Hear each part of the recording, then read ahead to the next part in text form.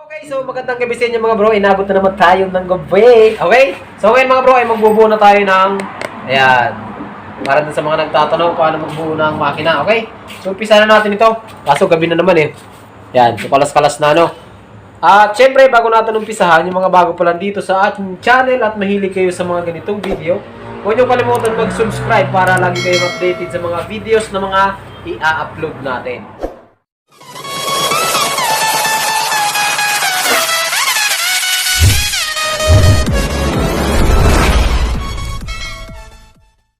Okay, so ayan mga bro, kung makikita nyo ito yung ating mga part. So malinis na rin, pero hindi siya ganun kalinis. Pero yung loob malinis, yung labas hindi na ganun kalinis. Yung ating right side, yung left, yung ating magneto, ayan, transmission, mga shifting drum, timing chain, yung block, yung head, at yung clutch side, ayan mga bro.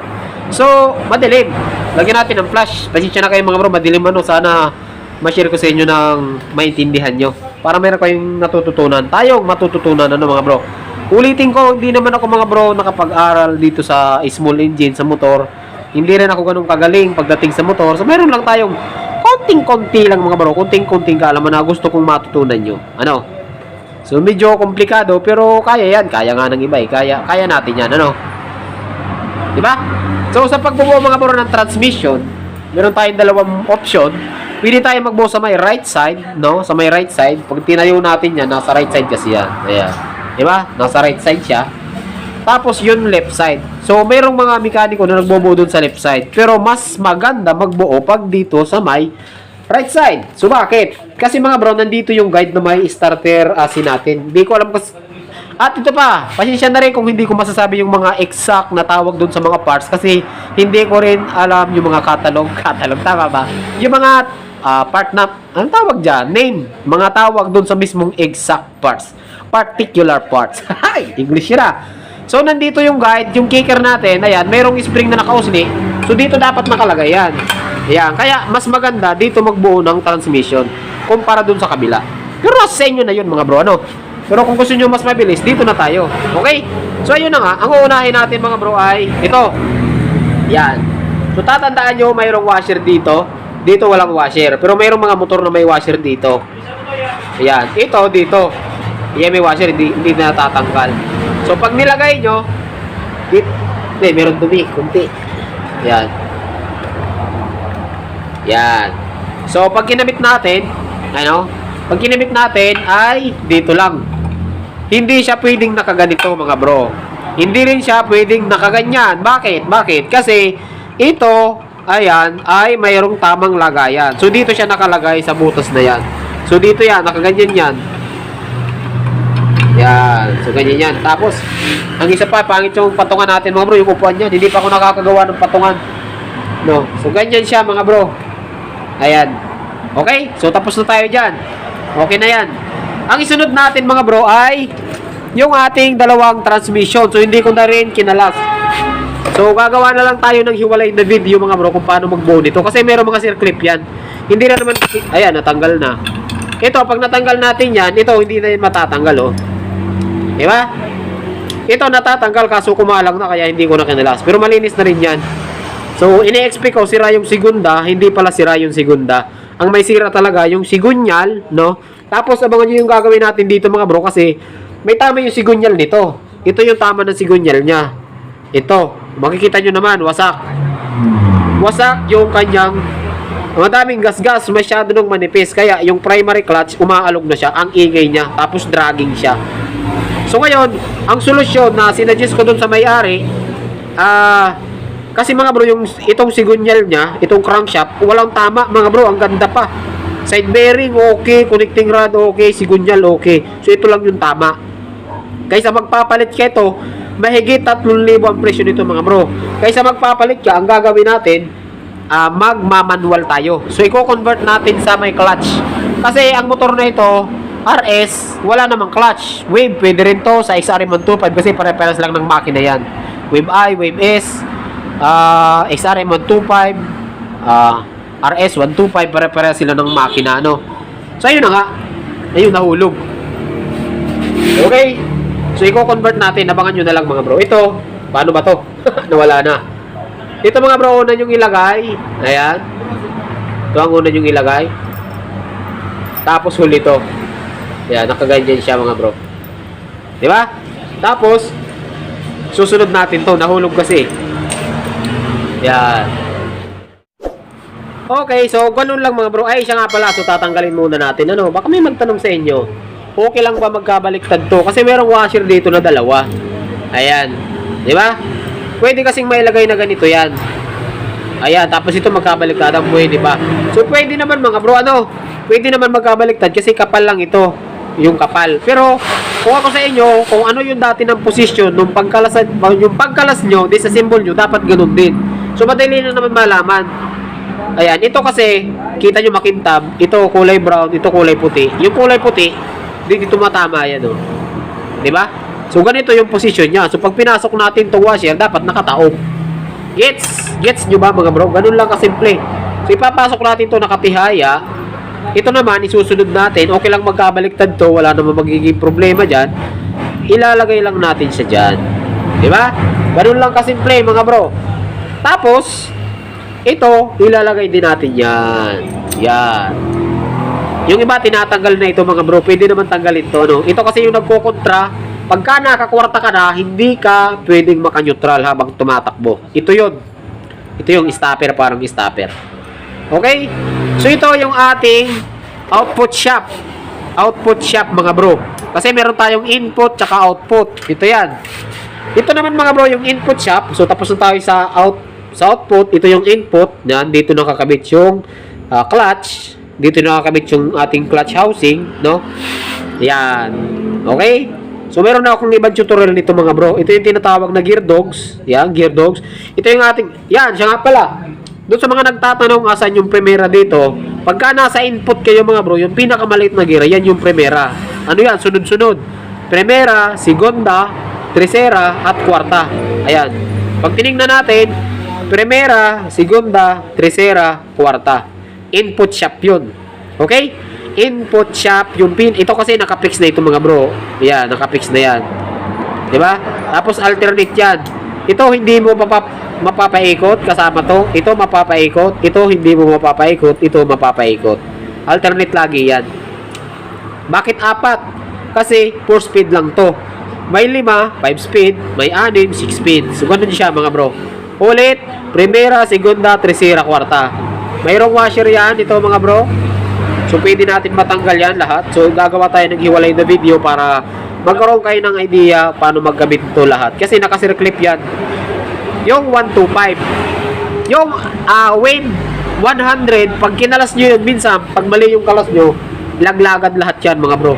No? Hindi kagaya nito na kunti lang yung matatanggal, kunti lang yung makakalas. At kung dito, ito yung primera sa input, sa output shop mga bro, baliktad. Ito yung primera, ito yung segunda, ito yung tercera, ito yung kwarta. Diba? Baliktad siya mga bro. Ganun siya. Ganun siya. Huli? Primera, segunda, tercera, kwarta. Ganito siya mga bro. Ayan o.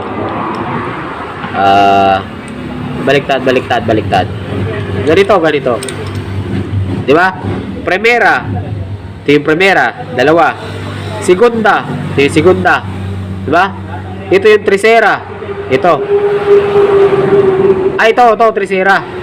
Ito mas maliit eh. Ito yung tercera. Ito yung kwarta. Ulit. Primera, segunda, tercera, kwarta. Okay? So, napakaliwanag. Ngayon, ikakabit na natin siya mga bro. Ikakabit na natin siya. So, sa pagkakabit nito, kailangan hindi natin matamaan yung butas niya. Ayan o. Wala kasi mga bro tayong wala tayong lagayan na maganda-ganda eh. So, sa pagkakabit dito mga bro, ay kailangan sabay nyo siyang maikabit. Ayan. Paano ba? Makaharangan ko yung video natin. Sabay siyang maikabit. Okay? So, ang hawak nito mga bro sa ilalim. Lagi ang hawak nyo sa ilalim. Kasi, pag hinawakan nyo sa ibabaw, minsan nahuhulog tong mga washer. Yan. Nahuhulog yung mga washer. Okay? So, sa paglalagay, kailangan nyo lang ng pasensya kasi sushoot naman yan. Papasok at papasok yan dyan mga bro. So ganito lang mga bro. Ilalapat nyo muna. Ayan, nilalapat. Pwede nyo isang kamayin yung mga veterano dyan. No? Tayo, nag-uumpisa pa lang tayo mag-aaral sa makina, mga bro. No? Hindi pa tayo ganun kalupit, hindi tayo ganun kagaling, hindi rin tayo ganun kahusay. So, pag meron ako nasabing mali, pakikorek na lang mga bro. No? Pag meron ako nasabing mali, pakikorek na lang, i-comment nyo. Kasi tinatanggap ko yun mga bro. Lahat na nagsasabi sa akin na, uy, mali bro. Yun, okay, mali. Mali pala eh. Di itama natin. Ganun talaga ano mga bro. Pag hindi mo tinatanggap yung pagkakamali mo, hindi ka matututo niyan. Maniwala kayo sa akin. Kaya mo lang matututunan, kaya mo lang maitatama kasi nagkamali ka nga. So, pag meron ako nasabing mali, i-correct na lang yan mga bro. I-correct nyo na. Ulit, ito yung input, ito yung output shop. So, ikakabit natin, hindi pwede magkabaliktad dyan, no? Yan, ilalagay nyo lang siya dyan. So, pwedeng lagyan muna natin ng, lagyan muna natin ng langis. Yan, nakalimutan ko sabihin, lagyan muna natin langis. Okay, so ayan, lagyan muna natin ng konting langis para mayroong lubricant na yung mga bearing natin. Ba? So, ganun, para maganda. Tapos, ayun na nga, ikakabit na natin to mga bro.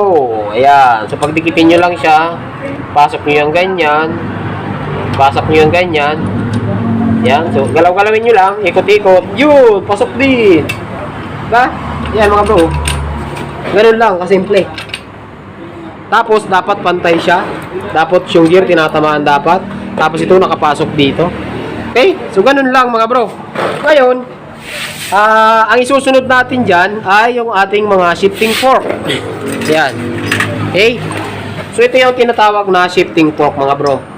Sa mga 4-speed, dalawa lang. Kadalasan, dalawa lang. 4-speed. Yan. So, dito mga bro, meron nakasulat na right or left. Diba? Right or left. Tapos, kung mapapansin nyo, yan, dalawa na yan, magkahiwalay yan. Ay, magkahiwalay, sorry. Magkaiba.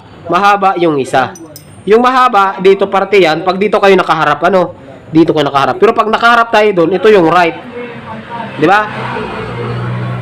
Yan. Pag nakaharap tayo sa kabila, kasi mali yung pwesto natin, dito ay pumesto. Pag nakaharap tayo, ito yung right. Pag doon tayo nakaharap. Pag doon tayo nakaharap, ito yung right. So ngayon, dito tayo nakaharap, ito yung right. No, dito nga ako, baka malito kayo eh. Dito mga bro. So pag dito tayo nakaharap, saan ba yung right? Ito yung right. Diba? Pag dito, left. Ito yung left. So ganun siya. Pero ngayon, pag dito tayo nakaharap, sa kabila, pag dito tayo nakaharap, ito na yung right.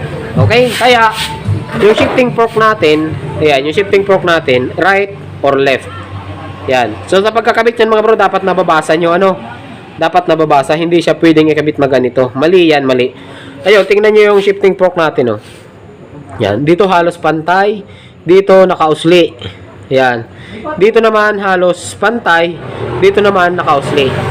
Baliktaran sila. Dapat ang ikakabit nyo yung nababasa. Yung KPH. Yan. KPH. Di ko alam kung ano tawag dito. Baka kilometer per hour. Baka kilometer per hour to mga bro. Pero hindi yata. So shifting fork yung tawag nito ano mga bro. So ito naman, paano ba ikabit? Yung ating mga brong transmission, mayroong mga gear dogs yan. Yung sinabi ko sa inyo, pag sinilip natin dito sa ilalim, ayan oh. Ayan. So pag inangat natin oh. 'Di ba? Ayan yung ating mga gear dogs na tinatawag. So diyan natin isasalpak yung ating shifting fork. So ganun lang. Ulit, ito yung right. Yan. So, ilalagay natin dito. Yan. Ayun. Pasok na. Napakadali lang ipasok. Ito naman yung ating keep right ay left. Yung ating left na shifting fork. Dito natin ilalagay ulit. Yun o. Ganun lang kasimple mga bro.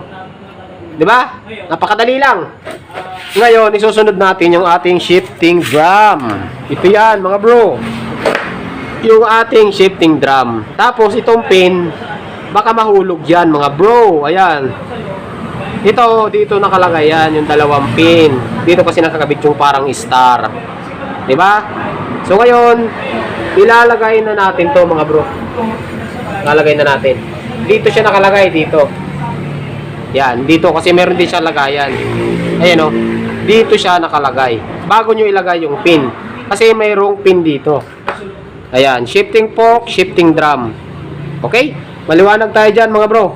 Tapos, Ito, yung para mga, ayan, ito mga nakausli na yan mga bro, mayroong pasukan yan. Nakita nyo yung mga daanan na yan. So, dyan nakasalpak yung pin. Pagka ganyan, mali yan mga bro, mali yan. So, dapat ito, ilalagay nyo siya dito. Parang ganito mga bro, parang ganito. Sana naiintindihan nyo yung sinasabi ko mga bro. Kasi hindi naman tayo ganun kagaling eh. I-share ko lang sa inyo yung mga kaunting nalalaman ko lang mga bro. Ayan, iaangat nyo lang to konti. Tapos, ipapasok nyo siya dito. Ayan. Dali. Yan. Parang ganyan mga bro.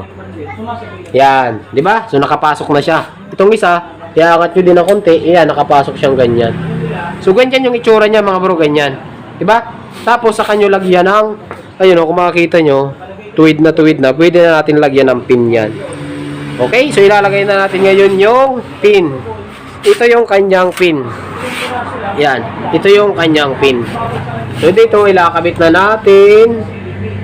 Yan. Kabit na natin dito. Yung pin. Ako natanggal yung isa. Balik ko lang. Yan.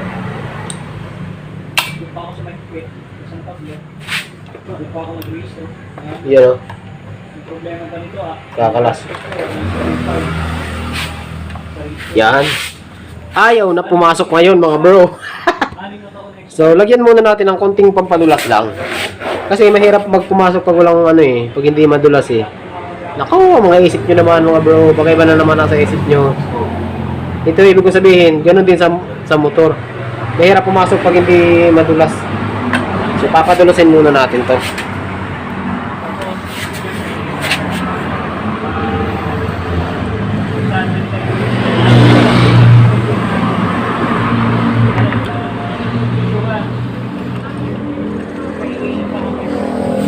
Iyon o. Pasok na siya mga bro. Kunti na lang. Iyon o. Ayan, ganun lang. Ganun lang kadali. Pasok na yan mga bro. Pasok na yan. Sureable na yan. So itatry natin. Dapat gumagalaw. Ayun, segunda.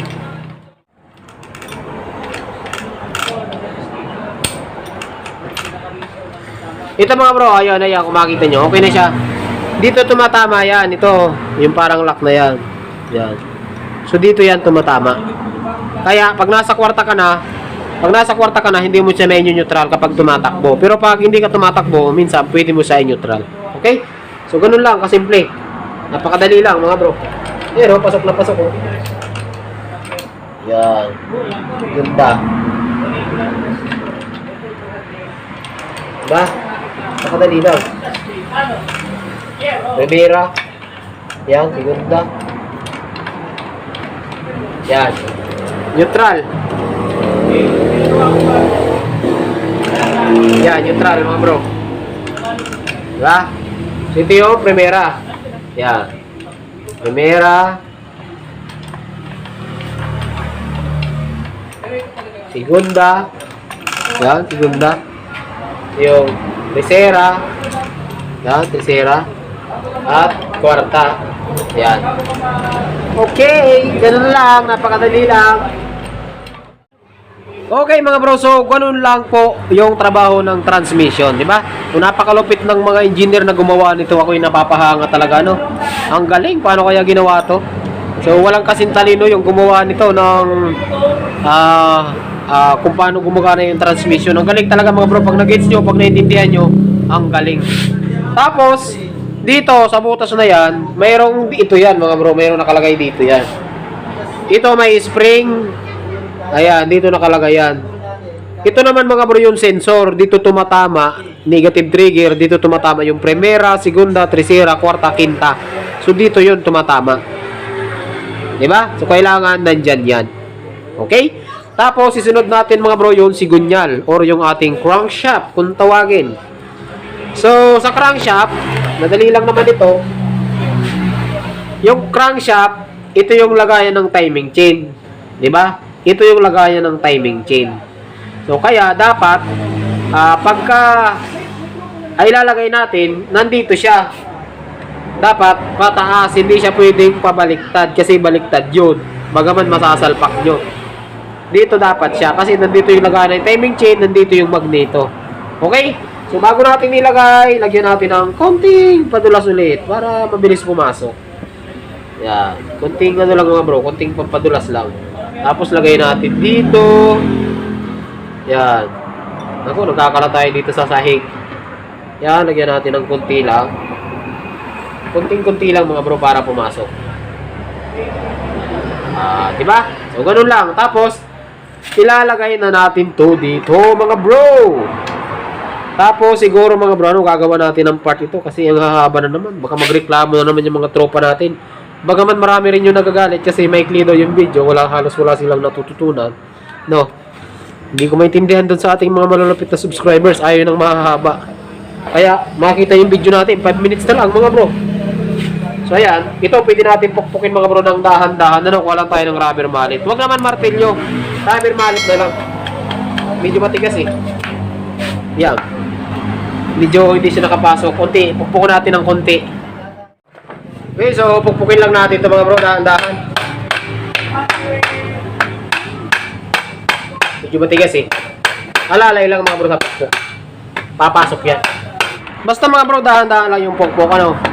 Kasi dito natin kinalas yan, so matatanggal din natin talaga. Ay, dito natin kinalas, dito na natin makakabit yan.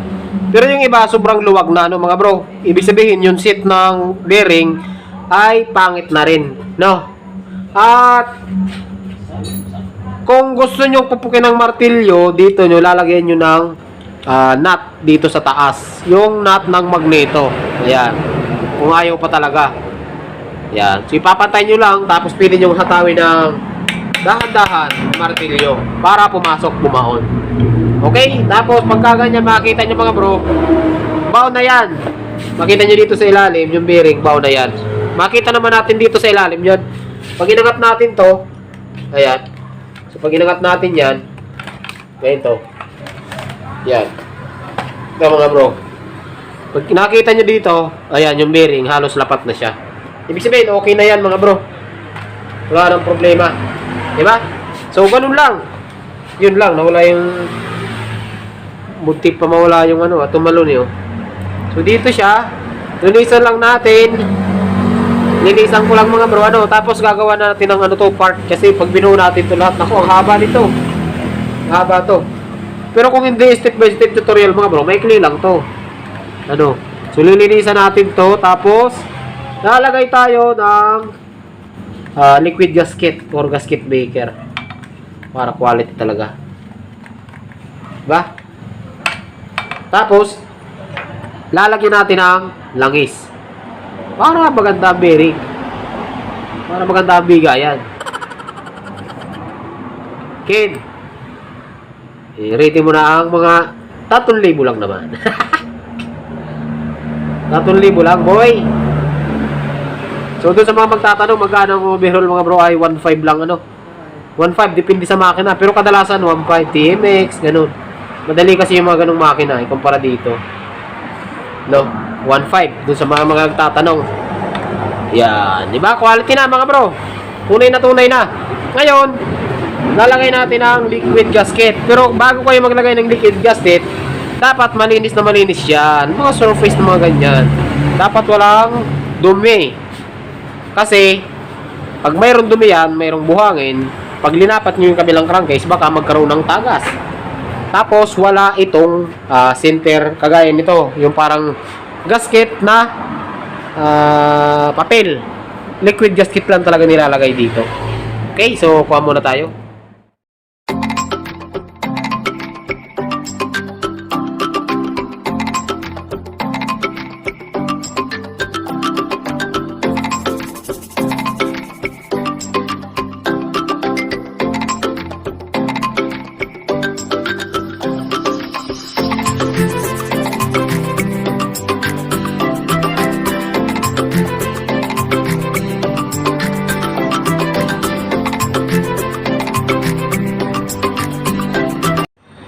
Okay, so pagkatapos natin mga bro malagyan yan ng gasket maker or liquid gasket, lagyan din natin ng konting langis tong mga ano, yung mga bearing niya para may lubricant na agad.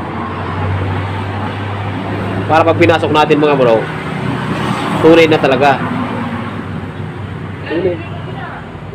Tunay na. Yan. Okay? So, papasok nyo. Sisintro lang mga bro yung ano yung butas natin. Para walang kahirap-hirap. Ay. Siya nga pala mga bro. Ano? Mayroong dowel pin dito. Baka makalimutan nyo. 3. Tapos, dito yung isa. Kaso, nandito sa kabila. Ayan o. Saan na ba? Ito. Yan, 2. Baka makalimutan nyo ano.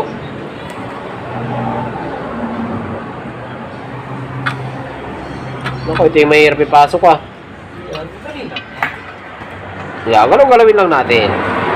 Makukuha natin ng basic lang ang nangyari. Yan o! Ganun lang mga bro. Kadali. Tapos kunting puk lang.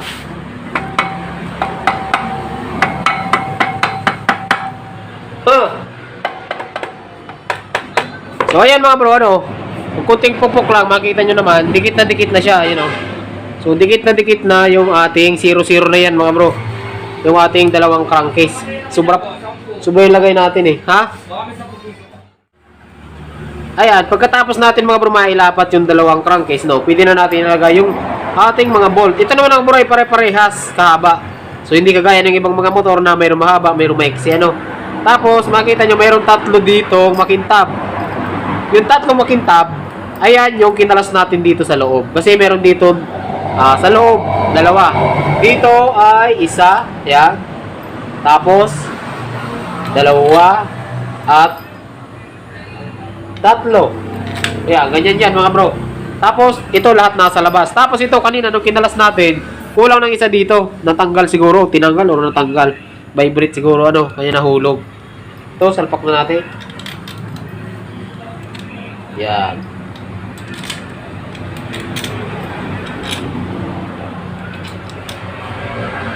Pero lalagyan na rin natin ano mga bro kasi meron tayo dyan ng mga tira-tirang mga bolt. So lalagyan na rin natin. Na ngayon ay higpitan ko muna to.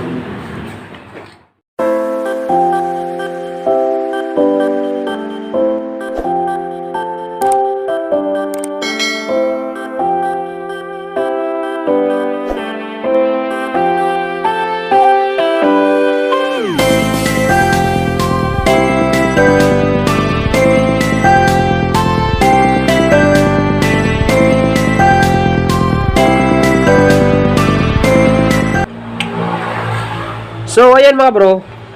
Pagkatapos natin mahigpitan, yan, mahigpit na lahat. Pero kulang ng isa. Wala na rin akong spare dito eh. Ang haba ng mga nasa akin eh. Dapat meron pa ditong isa mga bro.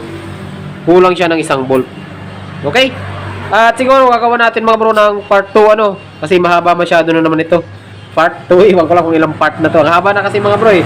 Kasi kakabit na rin natin yung sa may clutch niya. Pati itong magneto. Yan.